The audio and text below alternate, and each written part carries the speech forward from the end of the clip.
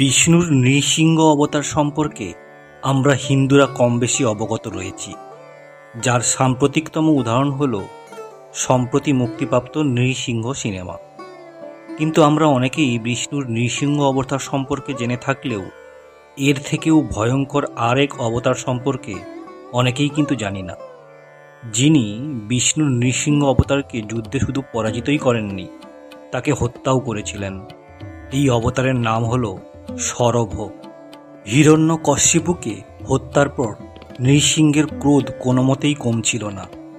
তিনি ভয়ঙ্কর এবং অবিরাম গর্জন করে ব্রহ্মাণ্ডে এক ভয়াবহ পরিস্থিতি তৈরি করেছিলেন, যা বিশ্বে ভারসাম্যহীনতা সৃষ্টি করেছিল। এর নেতিবাচক পরিণতি আগে থেকেই অনুমান করে অন্যান্য দেবতা এবং উপদেবতারা মহাদেবের কাছে সাহায্য চেয়েছিলেন। ভগবান শিব প্রথমে বীরভদ্রকে পাঠান নৃসিংহকে শান্ত করার জন্য, কিন্তু তিনি ব্যর্থ হন।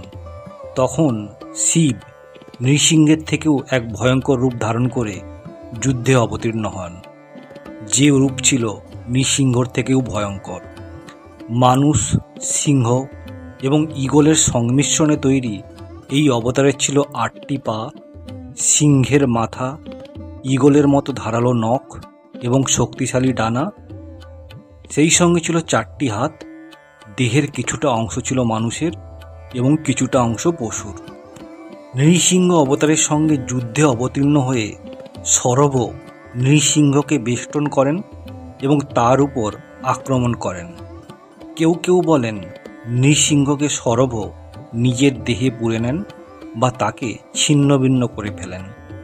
আবার কিছু কিছু মত অনুযায়ী শরভ নৃসিংহের শিরচ্ছেদ করেছিলেন এবং তার দেহের চামড়া ছাড়িয়েছিলেন, যাতে শিব তা দিয়ে নিজের পোশাক এবং সিংহমস্তক অলঙ্কার হিসাবে পরতে পারেন।